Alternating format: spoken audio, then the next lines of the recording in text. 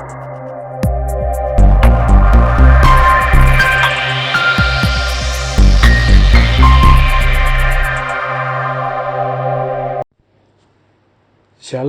salam sejahtera Bapak, Ibu, serta saudara-saudari semua. Untuk memulai renungan tentang firman Tuhan, mari kita bersatu di dalam doa.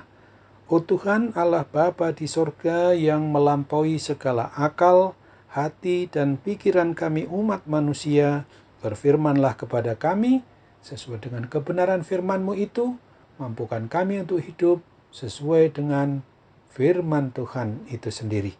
Dalam nama Tuhan Yesus kami berdoa. Amin. Sebagai nas renungan firman Tuhan hari ini diambil dari kitab Mazmur di pasal 2 ayat 6 dan ayat 7 yang berbunyi, Akulah yang telah melantik rajaku di Sion, gunungku yang kudus. Aku mau menceritakan tentang ketetapan Tuhan. Ia berkata kepadaku, Anakku engkau telah kuperanakkan pada hari ini. Sebagai tema yang diangkat dari nas renungan kita adalah Tuhan Yesus Kristus, dialah Raja Sion, Sang Anak Allah yang hidup selama-lamanya. Nubuatan Tuhan yang ditulis oleh si pemazmur ini adalah bahwa Tuhan Allah sendiri yang menyampaikan akan melantik raja di Sion, gunungnya yang kudus itu. Raja tersebut adalah merupakan anak Allah yang juga bertindak sebagai Mesias dan juru selamat umat manusia di seluruh muka bumi ini. Dialah Tuhan Yesus Kristus, Sang Anak Allah yang telah datang menjadi Raja segala raja-raja, dan kuasanya meliputi seluruh bangsa-bangsa di seantero muka bumi ini, bahkan kekuasaannya bukan hanya di dunia ini, melainkan juga di sorga. Kalau Tuhan Yesus Kristus yang berkuasa menentukan seseorang bisa diterima atau tidak diterima masuk sorga, masihkah kita ini sebagai umat manusia mau tergoda lagi untuk meninggalkan Tuhan Yesus Kristus, murtad daripadanya, dan mau mengikuti penguasa-penguasa dunia yang tidak mampu menentukan dirinya sendiri untuk masuk surga? Ingatlah akan firman-Nya yang ditulis di dalam Injil Yohanes 14 ayatnya yang ke-6 ini. Akulah jalan dan kebenaran dan hidup. Tidak ada seorang pun yang sampai kepada Bapa di surga kalau tidak melalui aku. Sesungguhnya pada masa telah berakhirnya tahun lama di hari Jumat 31 Desember 2021 kemarin, dan pada hari ini, hari Sabtu 1 Januari 2022, kita sudah mengawali tahun yang baru.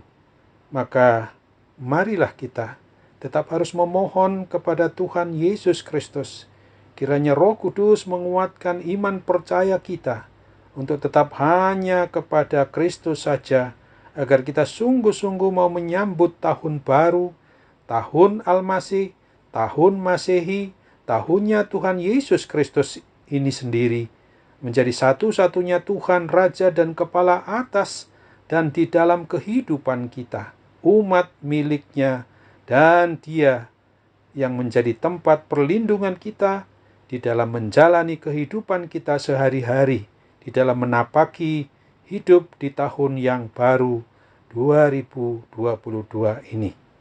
Untuk itu ingatlah akan firman Tuhan di dalam Kisah Para Rasul 4 ayat 12.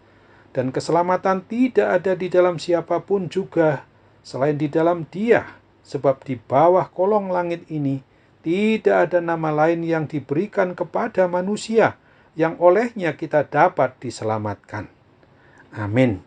Mari kita kembali bersatu di dalam doa.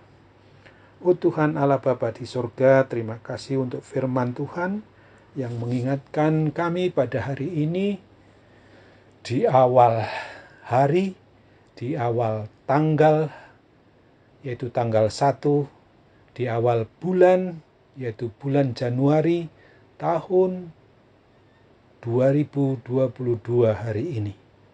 Sungguh kami harus bersyukur hanya kepadamu saja karena Engkaulah Raja Sion, Raja gunung di atas segala gunung-gunung yang memang menguasai seluruh alam semesta ini. Engkaulah Sang Anak Allah yang hidup, yang sungguh hidupmu adalah Alfa dan Omega.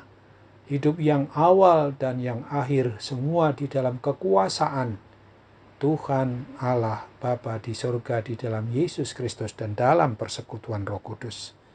Di hari ini kami sungguh-sungguh mau serahkan hidup kami ketika kami boleh menapaki hari yang pertama, juga minggu yang pertama, juga di bulan yang pertama, di tahun yang kami sudah boleh ikuti dan nikmati 2022 ini.